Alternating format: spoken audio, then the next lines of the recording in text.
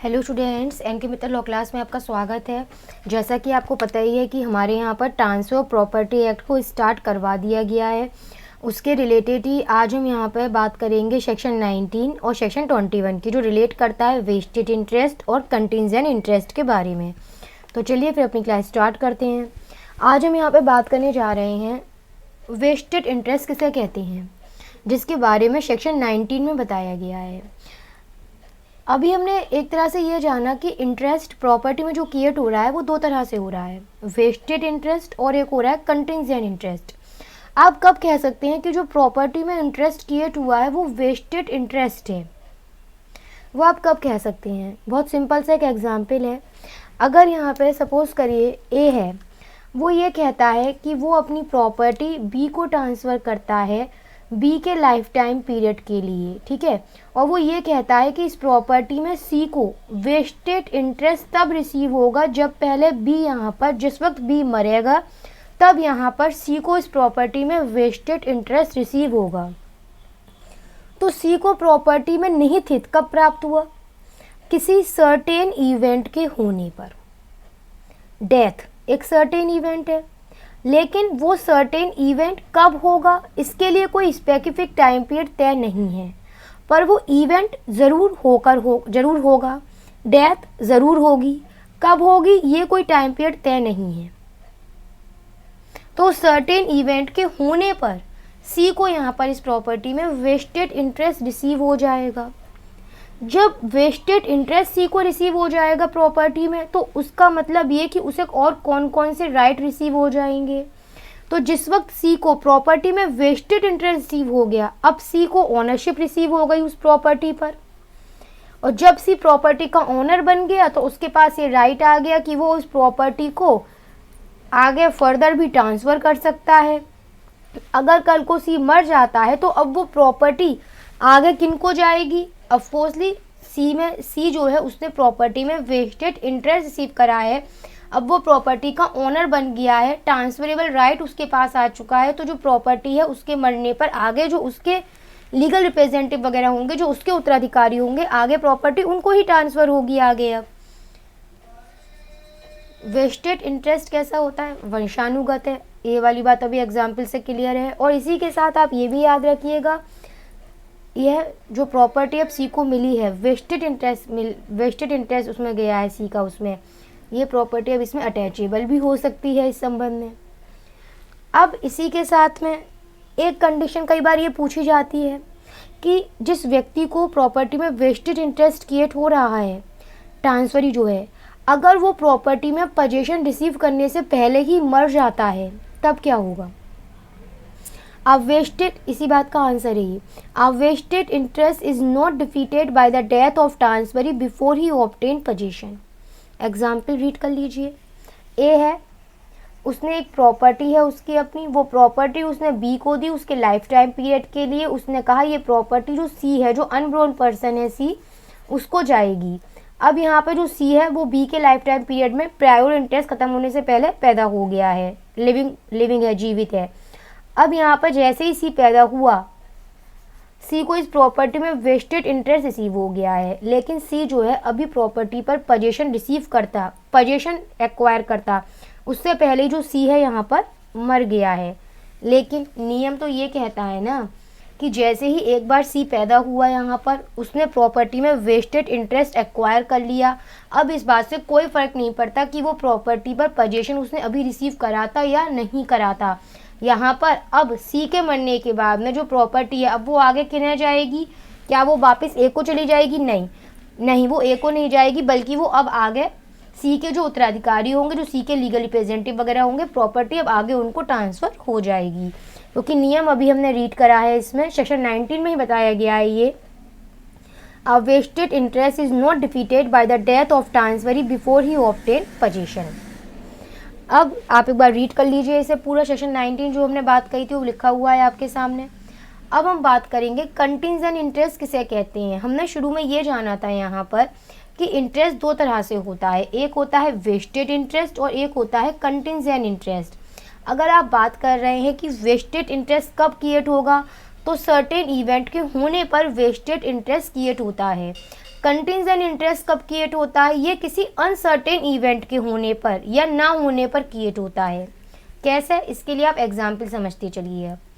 जैसे कि अगर ए है, वो ये कह रहा है कि वो बी को 1,00,000 रुपये देगा, वो बी को 1,00,000 रुपये देने की बात कर रहा है, लेकिन कब? जब ये जो शिप अभी यहाँ से रवाना हुआ है, अगर ये शिप जो उसकी डेस्टिनेशन है वहाँ पहुँच जाता है, तब यहाँ पर जो ए है वो बी को 1,00,000 रुपये ट्रांसफ़र करेगा।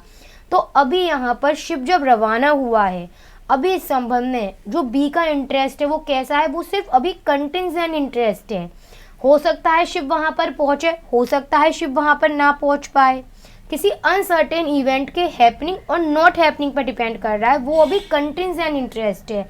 लेकिन जैसे ही शिप यहाँ पर, पार्टीज क्या चाहती थी? शिप अपनी डेस्टिनेशन पर पहुँच जाए, और शिप जैसे ही डेस्टिनेशन पर पहुँच गया अपनी, उसका ये जो कंटिजेंट इंटरेस्ट है अब यहाँ पर, वो अपने आप ही किस में तब्दील हो गया? वेस्टेड इंटरेस्ट में तब्दील हो गया। अब एक बार सेक्शन रीड कर लो।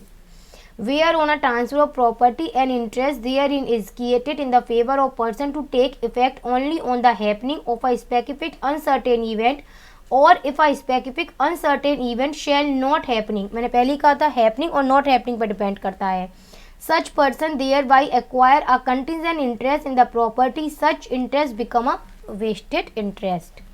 अभी और एग्जाम्पल आगे समझो। अब ये जो है वो कह रहा है कि वो बी को 2,00,000 रुपये देने को तैयार है अगर जो शिप अभी यहाँ से रवाना हुआ है वो 1 साल के भीतर वापस आ जाता है।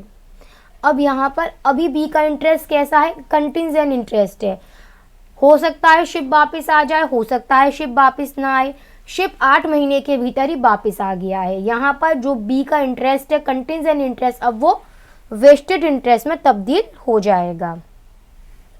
याद रखिएगा, अगर हम बात अभी आपने रीड करा था कि जब वेस्टेड इंटरेस्ट होता है ना, जब वेस्टेड इंटरेस्ट होता है तो वो अटैचेबल भी हो सकता है, ट्रांसफरेबल भी है, ओनरशिप भी मिलेगी, सब कुछ उसमें एसेंशियल हमने जान लिए थे। लेकिन अगर अभी इंटरेस्ट केवल अभी कंटिजेंट इंटरेस्ट है जो किसी अनसर्टेन इवेंट के होने या नॉट हैपनिंग या हैपनिंग पर डिपेंड कर रहा है, तब उसका क्या रिजल्ट होगा? अगर इंटरेस्ट अभी कंटिजेंट इंटरेस्ट ही है, अगर अभी जो बी है उसका इंटरेस्ट कैसा है? कंटिजेंट इंटरेस्ट है, तो बी को जो 2,00,000 रुपये मिलने वाले हैं ना, बी अभी किसी और को इसको ट्रांसफ़र नहीं कर सकता, क्योंकि बी को अभी तक उन पैसों पे ओनरशिप नहीं मिली है।